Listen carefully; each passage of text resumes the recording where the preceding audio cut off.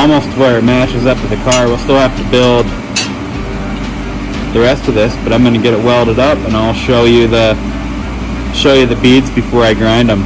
These should look pretty good. Look how good the fit is on all that. Within reason, acceptable, I'd say. I mean, there it is. Pretty nice to be able to take sheet metal together like that. Be able to fill that all up. Minimal filler to get it through.